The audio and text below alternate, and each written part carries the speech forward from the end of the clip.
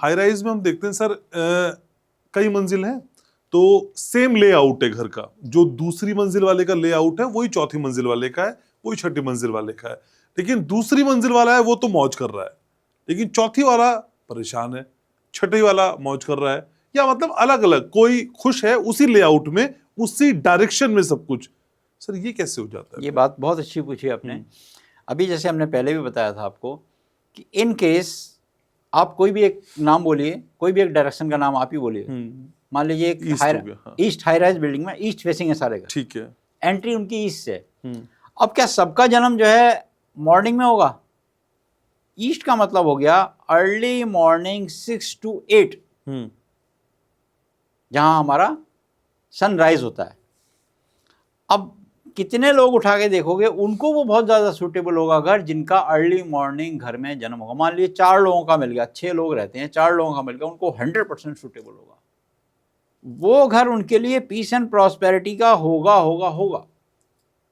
हमने बहुत multi storey building में बहुत देखा, बहुत सारी अपने एनसीआर में हैं ऐसी बिल्डिंगों का हमने वास्तु किया है, बहुत ज़्यादा देखा हमने कि उनमें नीचे वाले, हम नीचे वालों का ही वास्तु कभी किया, कभी नई बनती हुई बिल्डिंगों में किया तो ऊपर नीचे सेकंड फ्लोर पे किया, टॉप फ्लोर पे किया, बीच में किया, तो बीच वाले को वो सूटेबल है, नीचे वाले को और उसके फ्रेंड को नहीं है सूटेबल, वो एक फ्लैट, बस आप वो तो बहुत सक्सेस है।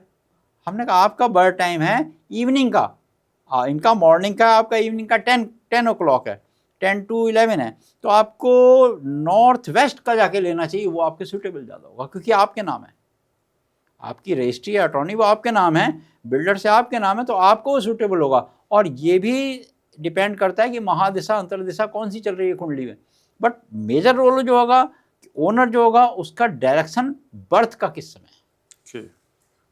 लेकिन सर इसी बीच अगर इसे ऐसे समझे कि मकान की तो सारी बातें आपने बता दी कि इस तरीके से किसी को सूट हो सकता नहीं हो सकता, लेकिन कोई मकान मुझे 5 लाख रुपए सस्ते में मिल रहा था, तो मैं ये नहीं समझ पाया कि भाई मुझे ये भी देखना है, डायरेक्शन देखनी है, कुंडली देखनी है, मकान ले लिया तो उसके बाद कुछ नहीं कर सकते सर?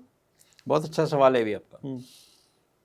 अभी पिछले दिनों एक एनसीआर में कोई हमारे क्लाइंट हैं, उनका हमने एक प्रॉपर्टी देखी, फैक्ट्री थी पुरानी, ठीक है, वो उन्हें करीब करीब 7 के भाव में कम मिलती थी। अच्छा, अब आप सोचें 7 बहुत होता है। अब मान लीजिए वो कहते हैं कि हमें लेनी है, मैंने कहा ले लो आप, बोले हमें बहुत सस्ती मिलती है, हमने कहा ये आप अपने छोटे बेटे के नाम ले लो। आप समझ गए हमारी बात?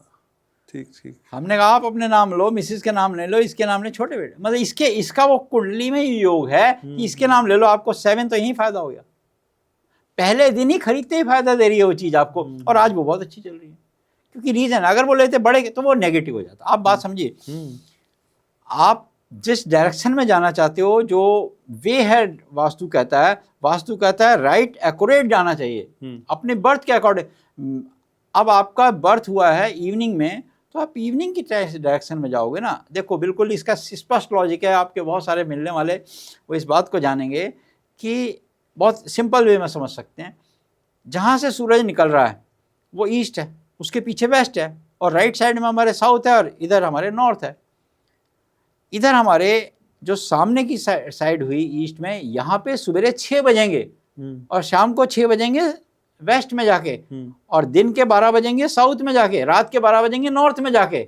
बहुत सिंपल है, इसमें कोई भी समझ सकता है। ओहो, आप बर्थ चार्ट खोल के देखेंगे तो उसमें सूर्य यहीं बैठा होगा, इसमें कोई लंबा चौड़ा समझने की बात नहीं, बहुत आसानी से सब समझ सकते हैं। कुंडली खोले, अपनी लगन चार्ट खोले, लगन चार्ट में सूर्य वहीं बैठा होगा।